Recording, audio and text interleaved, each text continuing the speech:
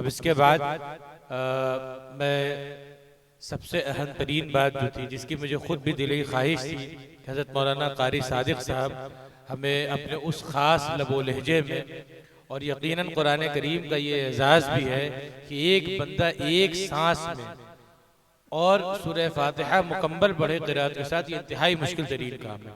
मगर अल्हम्दुलिल्लाह हमारे हिंदुस्तान को अल्लाह ने ऐसे कुर्रा अता किए हैं जो ऐसा कर सकते हैं। तो अल्हम्दुलिल्लाह हमारे स्टेज पर हज़रत मौलाना कारी सादिक साहब हैं, बस उनकी क़िराअत होगी 5-7 मिनट की। उससे पहले मैं हज़रत मौलाना मुफ्ती मुतीउर रहमान साहब दामत बरकातुहुमुल आलिया से गुजारिश करूँगा कि वो मुख्तसरन 5 मिनट के अंदर अपने तअस्सुरात का इजहार कर दें और हमें दुआ दे दें, ताकि अभी जो आगे निज़ाम चलने वाला है वो बआसानी चल सके। मुफ्ती साहब की दुआएँ और उनकी तवज्जुहात और उनकी सरपरस्ती हमारे लिए इंतहाई ज़रूरी है।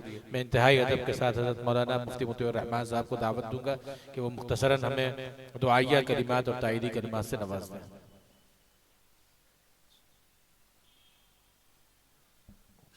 अस्सलामु अलैकुम व रहमतुल्लाहि व बरकातुहू। अल्हम्दु लिअहलिही वस्सलातु लिअहलिहा, अम्मा बाद। काबिल क़द्र क़ुर्राए किराम, उलमाए इज़ाम और हाज़रीन मजलिस, आज की इस पुरवकार मजलिस में कुरान करीम के पढ़ने के जो भी मज़ाहिर हमारे सामने आए, इसमें आपने तरतील का अंदाज भी देखा, तदबीर भी सुना। हिंदुस्तान में आम तौर पे हम लोग इमाम हफ्स की रिवायत पढ़ते हैं और सुनते हैं, उसे भी आपने सुना, और दूसरे कुर्रा के लबो लहजे भी, सबा की रिवायतें भी आपने सुनी। और गोरखपुर के लिए, अहालियाने शहर के लिए आज की ये मजलिस एक यादगार मजलिस साबित होगी और एक तारीखी लम्हात हम सब की जिंदगी में लिखे जाएंगे। कोई बात थी जब अबू बकर सिद्दीक रज़ियल्लाहु ताला अन्हु के कुरान करीम के सुनने पर कुफ्फार ने पाबंदी लगाने की दरखास्त की। कोई बात थी कि इस कलाम इलाही के पढ़ने पर कुफ्र के ऐवानों में एक शोर बरपा हो जाता था।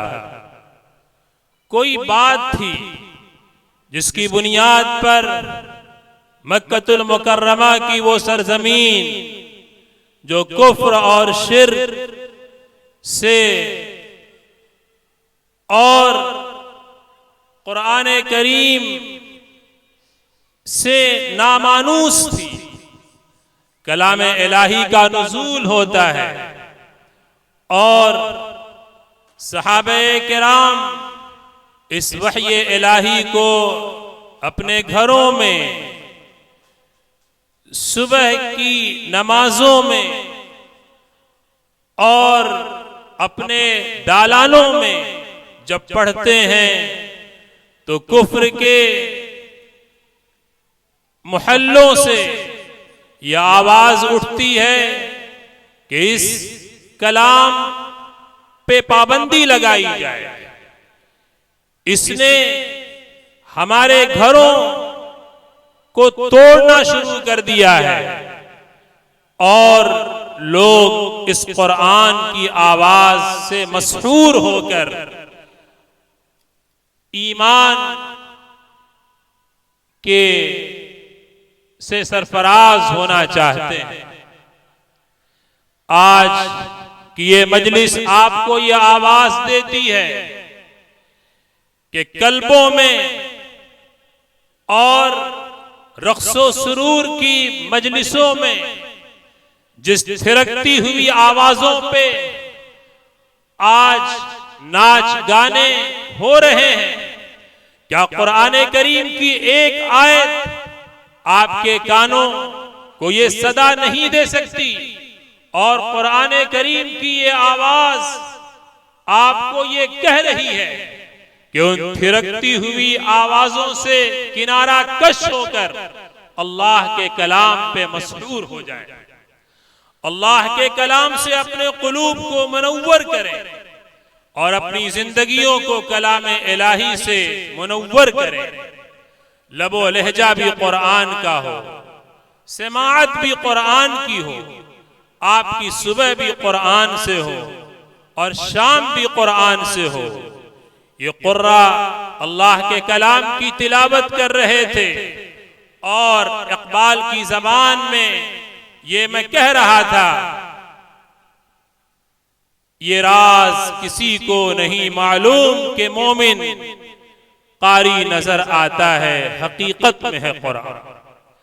इसलिए इस पैगाम के साथ यहां से उठने की कोशिश कीजिए कि तेरे ज़मीर पे जब तक न हो नुज़ूल किताब, गिरह कुशा है न राजी न साहबे कशाफ।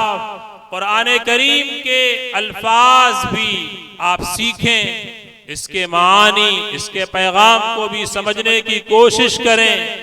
खुशाकिस्मत कि यही मैदान आज से 1 महीने कब इस इलाके के मुफस्सिर कुरान के कुरान करीम की तफसीर की तकमील पर अपने लिए फख्र महसूस कर रहा था और आज इसी 1 महीने के अंदर कुरान करीम के अल्फाज और उसकी पुरवकार ये नशिस्त और कलाम इलाही के सुनने से ये जमीन अपने लिए फख्र महसूस कर रहा है।